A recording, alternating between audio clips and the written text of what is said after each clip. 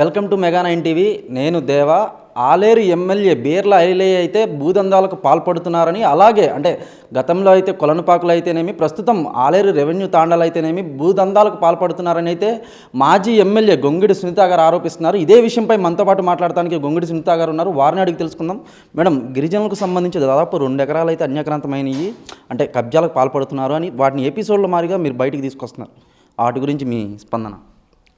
మొదట్లో నేను తీసుకొచ్చిన విషయం అది గిరిజనులకు సంబంధించింది కాదు, ఒక వ్యాపారవేత్తకు సంబంధించిన భూమికి సంబంధించి అతను గతంలో మా దగ్గరకు వచ్చి అడిగినప్పుడు కూడా మీరు వెళ్ళి పరిష్కారం చేసుకోండి, అధికారుల దగ్గర కంప్లైంట్ ఇవ్వండి అని చెప్పి ఆ రోజు మేము దాని గురించి పెద్దగా పట్టించుకోలేదు. దాని తర్వాత జరుగుతున్న క్రమంలో ఎమ్మెల్సీ గారు ఆ విషయాన్ని బయటికి బాహాటంగా మీడియా ద్వారా చెప్పడం వల్ల అదే విషయాన్ని మేము ఉటంకించిన తర్వాత ఆ ఎమ్మెల్యే గారు సరిదిద్దుకునే ప్రయత్నం అన్న చేయాలి, లేదు అంటే వ్యాపారస్తుడికి న్యాయం చేసే పరిస్థితి తీసుకోవాలి. అది కాకుండా బుకాయిస్తూ నా మీద వ్యక్తిగతంగా ఆయన మాట్లాడడం జరిగింది.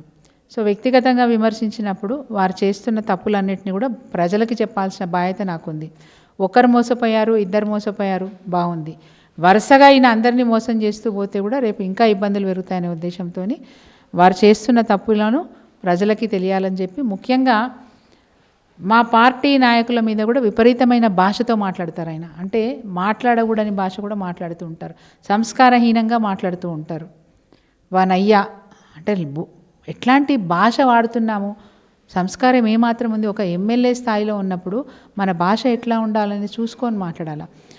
ఆమె, ఈమె, అది, పిచ్చిలేసింది, పిచ్చాసుపత్రి పంపుతా, ఇట్లాంటి భాష మాట్లాడుతూ ఉంటాడు. సో అట్లాంటి వ్యక్తికి బుద్ధి చెప్పాలన్నా, గుణపాఠం చెప్పాలన్నా, ప్రజలకి నష్టం జరగకుండా ఉండాలన్నా, ప్రజలు మోసపోకుండా ఉండాలన్నా వీరి భాగోతం బహిరంగంగా తెలియజెప్పాలనే ఉద్దేశంతో నేను మీడియా ముందుకు వచ్చాను. సో గతంలో కొలన్పాకలో జరిగిన విషయం నేను బాహాటంగా చెప్పాను. ఇప్పటివరకు ఆయన నిరూపించుకోలేదు, నాకు సంబంధం లేదనేది నిరూపించుకోలేదు ఇప్పటివరకు కూడా. నేను బాజాప్తా పూర్తి ఆధారాలతో మీడియా ముందు పెట్టాను. ఆధారాలన్నీ కూడా మీడియాకు కూడా నేను ఇచ్చాను. సిఎస్ గారికి కూడా నేను లెటర్ పంపించాను. రెండోది, ఈరోజు గిరిజన భూములు అవి సీలింగ్ భూములు అండ్ అసైన్ భూములు, 2 రకాల భూములను ఈరోజు ఒకరి పేరు మించి ఒకరికి పట్టాలు మారిన, గతంలో ఎప్పుడో పట్టాలు ఇచ్చారు, తర్వాత అది సీలింగ్ భూములను కూడా ప్రైవేట్ వ్యక్తుల పేరు మీద రికార్డులోకి వచ్చింది. వా భూముల్ని కనిపెట్టి ఆయన వాళ్ళ పిఏ పేరు మీదకి, వాళ్ళ డ్రైవర్ పేరు మీదకి జీపీఎల్ చేయించుకొని, సేల్ డీడ్లు చేయించుకొని, ఆ తర్వాత వాళ్ళ బంధువులకు ఒకరికి దాన్ని అమ్మినట్టుగా డాక్యుమెంట్ చూపించి ఇట్లా భూదందాలు చేస్తూ ఉన్నాడు. సో ఈ మోసాలు, ఇట్లాంటి విషయాలు జరుగుతున్నప్పుడు ప్రజల్ని అప్రమత్తం చేయాల్సిన బాధ్యత మాకు ఉంటుంది. సో అవి విషయాలు చెప్తా ఉన్నాను. రెండోది, ఆయన చాలా పెద్ద పెద్ద మాటలు మాట్లాడాడు. కేటీఆర్ గారిని జైల్లో పెట్టాలి అది అని చెప్పి మాట్లాడారు. ఇప్పుడు కేటీఆర్ గారి మీద అభియోగం మాత్రమే ఉంది, ఎట్లాంటి ఆధారాలు లేవు.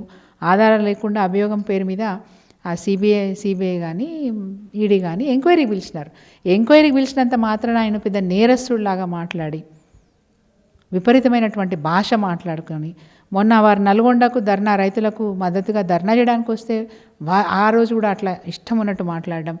మా జిల్లా మంత్రిగా ఉన్న గుంటకళ్ళ జగదీష్ రెడ్డి, ప్రస్తుత వారు శాసనసభ్యులు మన సూర్యాపేట, వారి మీద కూడా భాష.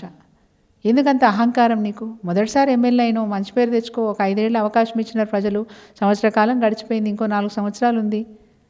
ప్రజా సేవ చేయకపోయినా పర్లేదు, ప్రజలకు అన్యాయం చేసే పని చేయకు. ముఖ్యంగా ఎవరి మీద పడితే వాళ్ళ మీద మాట్లాడడం, ఎట్లా పడితే అట్లా మాట్లాడడం, సంస్కారహీనంగా మాట్లాడడం సరైన పద్ధతి కాదు. ఇప్పటికి కూడా మేము చెప్తా ఉన్నాం, మార్చుకొని పద్ధతి మార్చుకొని చెప్తా ఉన్నాం. ప్రజలకి ఇంకా కూడా అన్యాయం చేసే పరిస్థితి ఉంటే మేము ఎప్పటికప్పుడు ఎండగడతాం. ప్రజల్ని కూడా మేము అప్రమత్తం చేస్తూ ఉన్నాం. మోసపోకండి, జరుగుతూ ఉన్నాయి, ఇప్పటికే ఇట్లా జరిగినాయి, భవిష్యత్తులో మీరు ఎవరు మోసపోవద్దని చెప్పి మేము అప్రమత్తం చేయడానికి మీడియా ముందుకు వస్తూ ఉన్నాం. అంటే మేడం, ఒక మహిళ అంటే దాదాపు 2 టర్ములు ఎమ్మెల్యే కింద చేసినప్పటికీ కూడా మతి భ్రమించింది అని ప్రస్తుత ఎమ్మెల్యే అట్లా మాట్లాడటం, దాని మీద మీ స్పందన ఏమంటారు? సంస్కారహీనుడు ఏం మాట్లాడినా దాని గురించి మనం కామెంట్ చేయడం కూడా మన డిగ్నిటీకి తక్కువ అయిపోతుంది. సో ఆయన హుందాతనాన్ని తగ్గించుకునే తీరుగా ఆయన మాట్లాడుతున్నాడు. నేను ఆ హుందాతనాన్ని కోల్పోదలుచుకోలేదు. ప్రజలకి అంటే ఉద్యమ కాలంలో ఎట్లయితే ఒక బాధ్యతతో పనిచేసినాము, ఇప్పుడు కూడా అంతే బాధ్యతతో ముందుకెళ్తాం. మా కళ, మా స్వప్నం తెలంగాణ రాష్ట్ర సాధన. కేసీఆర్ గారు అడుగుజాడలో నడిచి తెలంగాణ రాష్ట్ర సాధించడంలో మాది కూడా ఈసుమంత వాటా ఉండొచ్చు. కానీ తర్వాత మేము బాధ్యతగా పనిచేసినాం. ప్రజలు మాకు అవకాశం ఇచ్చినారు. ఒక ఎమ్మెల్యేగా నన్ను ఆశీర్వదించినారు. 2 సార్లు నాకు అవకాశం ఇచ్చినారు కాబట్టి అంతే బాధ్యతగా నా నియోజకవర్గ అభివృద్ధికి నేను పనిచేసిన, ప్రజల మధ్యలో ఉండి పనిచేసిన, ప్రజలు మెచ్చే విధంగా నేను పనిచేసిన. 1-2 కంప్లైంట్స్ ఉంటే ఉండొచ్చు. నేను కొంచెం నిక్కచ్చిగా మాట్లాడతాను, ఉన్నది ఉన్నట్టు చెప్తూ ఉంటాను. ఉన్నది ఉన్నట్టు చెప్పినప్పుడు కొందరికి నచ్చదు. పనులు కావన్నప్పుడు ఇది కాదు బాబు, నువ్వు అనవసరంగా తిరగక అని చెప్తూ ఉంటాం. పనులు అయినప్పుడు చేసి పెడుతూ ఉంటాం. సో అట్లాంటి సందర్భాల్లో మాకుండే మైనస్లు ఉండొచ్చు, మాకుండే ప్లస్లు ఉండొచ్చు. ఏమైదేమన్నా కానీ 2 సార్లు నేను గెలిచినాను, 3వ సారి కూడా ప్రయత్నం చేసినాను. 3 సార్లు వద్దనుకున్నారు ప్రజలు, మార్పు కావాలనుకున్నారు, అవకాశం అతనికి ఇచ్చినారు. ఇచ్చినప్పుడు దాన్ని నిలబెట్టుకునే ప్రయత్నం చేసుకోవాలి, హుందాగా నడుచుకోవడానికి ప్రయత్నం చేయాలి. నన్ను మించిన ప్రజాసేవ చేసి నేను చేసిన అభివృద్ధికి మించి నువ్వు అభివృద్ధి చేస్తే నువ్వు నన్ను దాటి వెళ్ళిపోతే ప్రజలు నిన్నెప్పుడు నియంబడే ఉంటారు కదా. ఈ మాటలు, ఈ భాషలు అవసరమే లేదు. బాగా పని చేసుకో, నాకంటే గొప్పగా పని చేసుకో, అవకాశం నీకు ఇచ్చిన ప్రజలు. ఇది నా సలహా వారికి. అంటే మేడం 2 ఎపిసోడ్ల వారిగా బయట పెట్టాం, ఇంకా ఉన్నాయి అంటున్నారు. ఎన్ని ఎపిసోడ్లు ఉండొచ్చు? అంటే నేను ఒకసారి ఈ ఎమ్మెల్సీ గారు మాట్లాడిన తర్వాత అదే విషయాన్ని ప్రజల్ని అప్రమత్తం చేయాలనే విషయం గురించి మాట్లాడినాను. అంతకంటే ముందు వారు కేటీఆర్ గారి పట్ల మాట్లాడిన భాష, వ్యవహార శైలి నాకు నచ్చలేదు కాబట్టి నేను మీడియా ముందు స్పష్టంగా చెప్పినాను. కేటీఆర్ గారి గురించి మాట్లాడే ముందు మీరు చేసిన ఘనకార్యం మీద చూసుకోండి అని చెప్పి నేను ఆ రోజు చెప్పినాను. తర్వాత ఆయన ఛాలెంజ్ చేస్తే నేను చాలా స్పష్టంగా మీడియాకి చెప్పాను, ఇది ఒక్కటి కాదు, ఈయన ఇట్లాంటివి చాలా చేశారు, ఇవన్నీ కూడా నేను బయటకు తీసుకొస్తానని చెప్పాను. అందులో భాగంగానే ఈరోజు కూడా ఆలేరు రెవెన్యూ విలేజ్లో జరిగిన అక్రమాల గురించి స్పష్టంగా పూర్తి ఆధారాలతో వచ్చిన. కేటీఆర్ గారి విషయంలో ఎటువంటి ఆధారాలు లేవు, కానీ బీలైలే గారు చేసిన విషయంలో పూర్తి ఆధారాలతో నేను వచ్చినాను. సో రేపు ప్రభుత్వం ఎలాంటి చర్యలు తీసుకుంటుంది, గిరిజనులకు న్యాయం చేస్తుందా లేదా అనే విషయం మీద నేను పోరాటం చేస్తాను. ప్రజలకు న్యాయం చేయడం, తెలంగాణ వస్తే ప్రజలు సంతోషంగా ఉండాలి, ప్రజలు గొప్పగా బతకాలనేది మా ఆశయం. ఆశయానికి తగ్గట్టుగానే పనిచేస్తాం.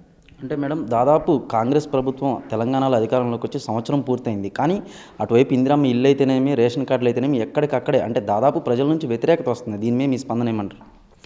ప్రభుత్వానికి ఒక విజన్ లేదండి, ముందు చూపు లేదు. ప్రజలకి స్పష్టంగా అర్థమయ్యేటట్టు చెప్పుకోవచ్చు, పిండి కొద్ది రొట్టె అని కూడా చెప్పుకోవచ్చు. ఇంత బడ్జెట్ ఉంది, ఈ బడ్జెట్లో ఈ కార్యక్రమాలు మొదలు పెడతాము, ఆ తర్వాత ఏమైనా ఉంటే చేస్తామని. కానీ అట్లా కాకుండా ఇష్టం ఉన్నట్టుగా వాగ్దానాలు చేసేసి నోటికి వచ్చినట్టుగా వాళ్ళు ఏది ప్రచారాలు పెట్టుకొని హామీలు ఇచ్చుకొని ఈరోజు అవి చేయలేని పరిస్థితిలో ఉన్నప్పుడు చేయలేమని ఒప్పుకోవాలి.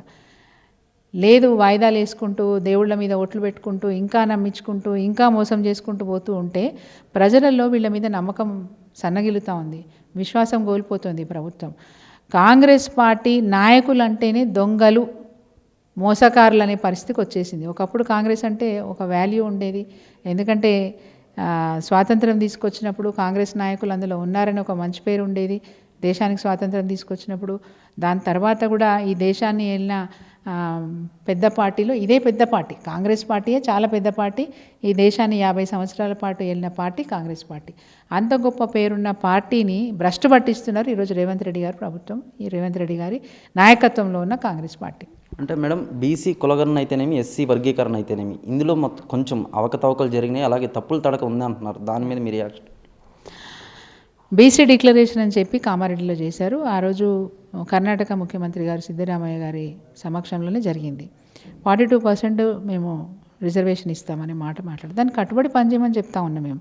ఈరోజు మీరు కులగణన అని చెప్పి అనవసరంగా ఇదొక ఇష్యూ తీసుకొచ్చి ప్రజల్లోకి వెళ్ళి ప్రజల అభిప్రాయాలు తీసుకుంటామని చెప్పి సర్వేలు అని చెప్పి ఇంటింటి తిరిగి సర్వే చేసినారు. ఓకే, మీరు 42% డిక్లరేషన్ చేసినప్పుడు 42% కట్టుబడి ఉండవలసింది ఒకటి. రెండోది, మాకు చాలా స్పష్టత రావాలి, ఈ కులగణన మీద స్పష్టత రావాలనుకున్నప్పుడు మీరు సర్వే చేశారు, బాగుంది. సర్వేలో చిత్తశుద్ధి లేదు, అది కొరవడింది. వాళ్ళే ప్రభుత్వమే ప్రకటించిన లెక్కలేంటి, 96.4% 5% సర్వే జరిగింది. మిగతా 3.1% ప్రజలు అసలు సర్వేలో పాల్గొనలేదనే మాట చెప్తా ఉన్నారు. అది సంపూర్ణం కానట్టే కదా. సంపూర్ణం కానప్పుడు లెక్క తప్పైనట్టు. గతంలో కేసీఆర్ గారు సమగ్ర కుటుంబ సర్వే చేసినప్పుడు ఒక్క రోజులో 19th August 2014 అనుకుంటా ఒకే ఒక్కరోజు సర్వే చేస్తే ఈ రాష్ట్రానికి సంబంధించిన ప్రజలు వాళ్ళ ఇళ్లలో ఉన్నారు. ఏ రాష్ట్రంలో ఉన్నా, ఎక్కడ వలస పోయినా, ఎక్కడ ఉద్యోగం చేస్తున్నా అందరూ ఆ రోజు వచ్చి ఉన్నారు. అంటే ముందుగానే 15 రోజుల ముందు డిక్లేర్ చేసినారు కాబట్టి ప్రజలందరూ వచ్చేసి వాళ్ళ ఇళ్లలో ఉన్నారు. రాష్ట్రమంతా ఒక ఎట్లా అంటే రోడ్లు చూస్తే కర్ఫ్యూ పెట్టినట్టు ఉండేది, ఇల్లు చూస్తే పండగలాగా ఉండేది. ఆ విధంగా ఒకటే రోజులో సమగ్ర కుటుంబ సర్వే చేసి చాలా స్పష్టంగా డేటా తీసుకుని ఆ డేటా ప్రకారం అనేక పథకాలు ప్రజల్లోకి తీసుకొచ్చారు. అంటే ఎవరికి ఏ కులం వారికి ఎలాంటి ఆర్థిక పరిస్థితి, వాళ్ళకి ఎలాంటి పథకాలు తీసుకొస్తే వాళ్ళు బాగుపడతారు, ఒక సామాజిక న్యాయం చేయాలంటే ఏం చేయాలనేది కేసీఆర్ గారికి ఆ రోజు ఆ సమగ్ర కుటుంబ సర్వే బాగా తోడ్పడిందని చెప్పాలి. బట్ ఈరోజు రేవంత్ రెడ్డి గారు చేపట్టిన బీసీ కులగణన చాలా నిర్లక్ష్యంగా జరిగిందని చెప్పవచ్చు. చాలా నిర్లక్ష్యంగా జరిగింది.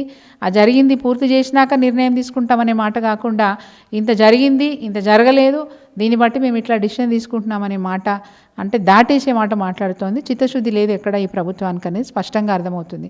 అందుకే ఈరోజు బీసీ సమాజం బాగుపడాలనే ఉద్దేశంతో సామాజికవేత్తలు ఎవరైతే పనిచేసి ఉన్నారో, బీసీ సంఘాల తరఫున పనిచేసి ఉన్నారో వాళ్ళంతా కూడా ఈరోజు నిరసన కార్యక్రమాలు చేస్తూ ఉన్నారు. ఎందుకు? రేవంత్ రెడ్డి గారు తీసుకుంటున్న నిర్ణయాలు కానీ, రేవంత్ రెడ్డి గారు చేపట్టిన బీసీ కులగణన సర్వే కానీ సమగ్రంగా జరగలేదు, అది న్యాయబద్ధంగా లేదు. బట్ రేపు కూడా చట్టమైనటువంటి చర్యలు తీసుకున్నప్పుడు, చట్టపరమైనటువంటి నిర్ణయాలు తీసుకున్నప్పుడు అది న్యాయం జరగదనే ఉద్దేశంతో వాళ్ళు ఇప్పుడు నిరసన కార్యక్రమాలు చేస్తున్నారు, పోరాటం దిగుతూ ఉన్నారు. అంటే మేడం, స్థానిక సంస్థల ఎన్నికలు అంటే రాబోయే స్థానిక సంస్థల ఎన్నికల్లో బీఆర్ఎస్ ప్రభావం ఏ విధంగా ఉండబోతుందంటారు? తప్పకుండా. అంటే కాంగ్రెస్ పార్టీ మీద రోజు రోజుకి విశ్వాసం సన్నగిలుతూ ఉంది. కాంగ్రెస్ పార్టీ ప్రభుత్వానికి, ముఖ్యంగా రేవంత్ రెడ్డి గారికి బుద్ధి చెప్పాలనే ఆలోచన మాత్రం ప్రజల్లో బాగా వచ్చింది. అది అనేక రకాలు పథకాలు అమలు చేయలేదని, ప్రజలతో చాలా నిర్లక్ష్యంగా వ్యవహరిస్తున్నారని, ఆ తర్వాత వారి భాష తీరు బాగలేదని, మూసి హైడ్రా ద్వారా ఆయన బాగా అబాస్పాలైనారు, ఆ తర్వాత దౌర్జన్యం చేస్తున్నారనే మాట వచ్చింది. ఈవెన్ వారి నియోజకవర్గంలో లగచర్ల విషయానికి వస్తే కూడా అదే పరిస్థితి వచ్చింది. సో ఏ రంగాన్ని తీసుకున్నా, అటు ఆశా వర్కర్లు కానీ, అంగన్వాడీ సెంటర్లలో పనిచేసే సిబ్బంది కానీ, పారిశుద్ధ కార్మికులు కానీ, ప్రతి ఒక్కరు కూడా ఈరోజు రేవంత్ రెడ్డి గారి మీద అసహనంతో ఉన్నారు. అంటే మాకేం న్యాయం చేయట్లేదు, మాకు ఇచ్చిన మాట నిలబెట్టుకోవట్లేదు. అదేవిధంగా ఈరోజు పోలీస్ శాఖ ఎప్పుడైనా రోడ్డు మీదకి వచ్చిన సందర్భాలు చూడలే. ఇన్నేళ్ల చరిత్రలో, స్వాతంత్ర భారతదేశంలో ఎప్పుడు చూడలేదు. పోలీస్ వ్యవస్థ కూడా రోడ్డు మీదకి వచ్చి ధర్నాలు, నిరసనలు చేసే పరిస్థితి వచ్చింది. అంటే రాష్ట్రంలో ఏ వర్గాల వాళ్ళు కూడా హ్యాపీగా లేరు, రైతులతో సహా ఎవ్వరు కూడా హ్యాపీగా లేరు. కాబట్టి ఈసారి కాంగ్రెస్ పార్టీకి ఇది విషమ పరిస్థితే. ఈరోజు స్థానిక సంస్థల ఎన్నికలు వస్తే మాత్రం వాళ్ళకు చాలా గడ్డు కాలం అని చెప్పాలి. చూశారు కదా, అంటే పదవిలో ఉన్నా లేకున్నా గిరిజనుల కోసం, పేద ప్రజల కోసం తను నిరంతరం కృషి చేస్తానని అయితే గొంగుడి సునీత గారు చెప్పుకొచ్చారు. నీరస్తో దేవా, మెగా 9 టీవీ, హైదరాబాద్.